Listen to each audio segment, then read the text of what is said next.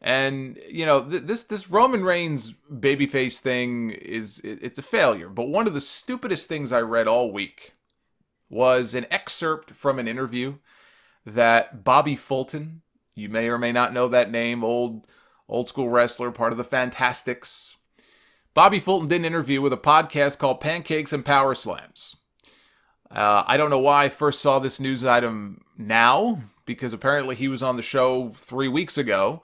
But there it was. He was talking about the inability of Roman Reigns to get over as a babyface and why the company should turn him heel, which I agree with. That's a perfectly sensible argument to make coming from somebody who was in the business, right? No problem. But he took it one step further.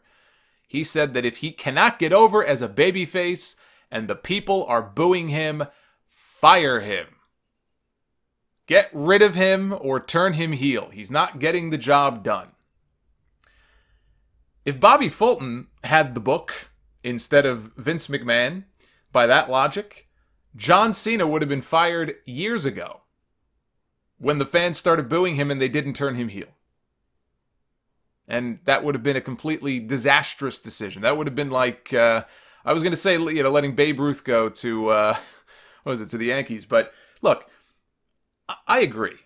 The man is miscast right now. I've been saying it for months. Everybody has been saying, I'm not the only one. Everybody has been saying it. He's miscast right now. And I've even made the comment before that if they would have turned him heel a couple of years ago, by now, he probably would be doing pretty well. People might have embraced him by now. We wouldn't be dealing with this right now had they turned him a couple of years ago.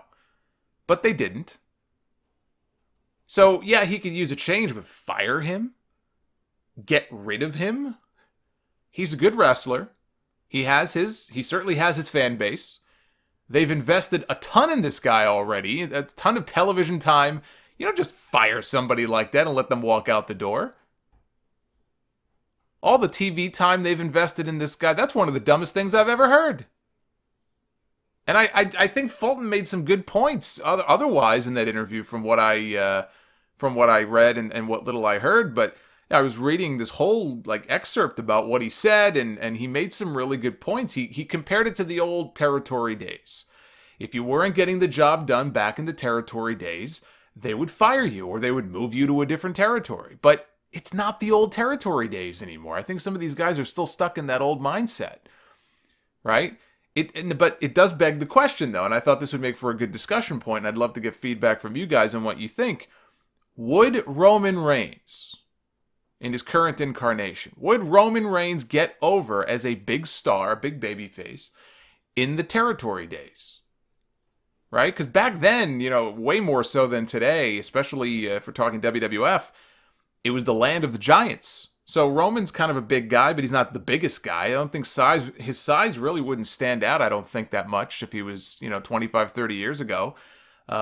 He'd have to have something else going for him. He doesn't have the charisma that guys like Hulk Hogan or Randy Savage had, or even Steve Austin or Shawn Michaels or John Cena. He does not have that same level of charisma, that same personality that those guys, I think, were a big part of their success. Right? Hogan wasn't the best wrestler in the world. He didn't have to be. He's one of the most charismatic guys that have ever walked through the curtain. I mean, if we're talking old school WWE here, there's not a chance that this guy gets over as a top babyface, even back then. But I do think he could have had success at a lower level, or maybe as like a Samoan heel for Hogan to beat, right? They brought in all the Stud and Orndorff and Bundy and Boss Man and all these people they would feed to Hogan, all the big guys they would bring in and the evil foreigners, and they would bring them in and they would feed them to Hulk Hogan. He could have been the Samoan heel brought in for that very purpose.